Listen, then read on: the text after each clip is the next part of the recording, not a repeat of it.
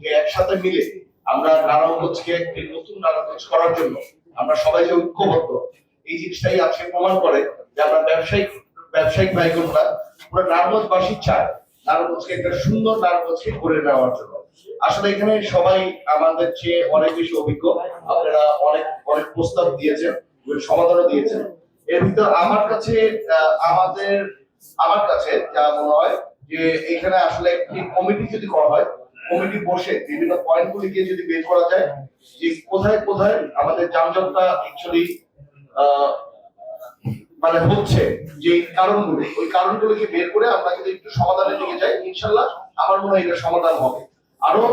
আমাকে যদি বলেন, আমি বলবো কিছু রাস্তাকে ওয়ান ওয়ে করার জন্য বাস স্ট্যান্ডটা, কারণ এখানে বাস মালিক অ্যাসোসিয়েশনরা এসেছে। এক্সট্রিম মশার কয়েল প্ল্যান্ট ফাইবার দিয়ে তৈরি, ডেঙ্গু চিকুনগুনিয়া বাহি সহ যে কোনো মশার বিরুদ্ধে দেয় এক্সট্রিম সুরক্ষা। তারা বাস স্ট্যান্ডটাকে বলছিল বিভিন্ন জায়গায় যদি ওনারা যদি টাউন থেকে যদি বাইরেও সম্ভব হয় যদি এটাকে নেওয়া যায়, তাহলে আমার হিসাবে যে নারায়ণগঞ্জটাকে কিছুটা বাসের যে সমস্যাটা আছে ইন্টারনালি, সেই সমস্যাটার সমাধান হবে। আমি ফুটপাথ সম্বন্ধে কথা বলতে চাই না, তারপরে আমি একটি কথা বলবো, ফুটপাথের বাইরে রাস্তার ভিতর তারা যেভাবে করে ব্যানের মাধ্যমে তারা রাস্তায় এসে যেভাবে করে দখল করছে, এটাকে শুধু আমি বলবো যে এটা তারা রাস্তাকে দখল করছে না, আমি বলবো নারায়ণগঞ্জবাসীর প্রতিটি মানুষের জান নিয়ে খেলাধুলা করছে। কারণ এটা একটি জানের জন্য একটি স্পেশাল একটি কারণ আমার রাস্তা যদি ক্লিয়ার না থাকে, তাহলে এই রাস্তাটাকে মানে আমার যেখানে একটি বাস অথবা একটা রিক্সা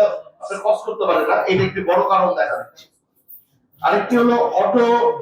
অটো রিক্সার জন্য যেটা বলা হচ্ছে, আসলে আমরা জানি না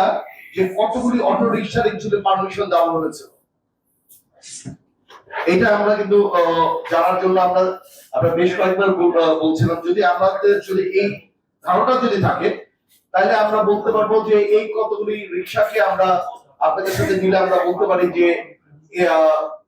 এটার বাইরে যারা তাদের সাথে বসে, তারা যাতে টাউনে না ঢুকে, তাদের সাথে বসে আমরা ওইভাবে করে আমরা ব্যবসায়িক মহল আসলে আপনাদের সহযোগিতা আমরা চেষ্টা করবো, তারা যাদের সিটির ভিতর না চালিয়ে যাদের বাইরে যাতে চালাতে পারে ওই ব্যবস্থাটা করার জন্য আমরাও মিলে আমরা চেষ্টা করতে চাই।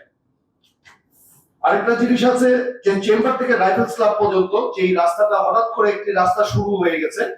এই রাস্তাটাকে যদি আমাদের শুধু এতটুকু রাস্তা, এত বড় রাস্তা হয়ে গেছে, শুধু এতটুকু জিনিসটা আটকে আছে, যদি এই জিনিসটাকে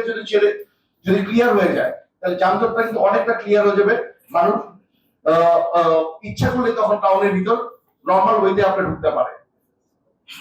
আর সিটি কর্পোরেশনের আরেকটি জিনিস আছে, সিটি কর্পোরেশনকে যখনই রোড গুলিকে তারা যখন কাটছে,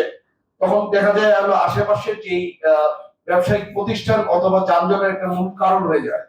আমাদেরকে যদি সিটি কর্পোরেশন যদি একটা ডেডলাইন যদি দেয় যে রাস্তা কাটার আগে যে এতদিনের মধ্যে আমাদেরকে এই রাস্তাটাকে ঠিক করে আমাদেরকে দিবে, তাহলে আমরা ব্যবসায়িক মহল বলেন, ইভেন মানুষজন বলেন, ওইটা মেন্টালি একটা ঠিক থাকবে যে আমরা এই সময় আমরা এই জিনিসটাকে পেয়ে যাচ্ছি। কিন্তু এটাকে দিনের পর দিন, মাসের পর মাস এটা চলে যায়, কিন্তু ওই রাস্তাটাকে ঠিক হচ্ছে না।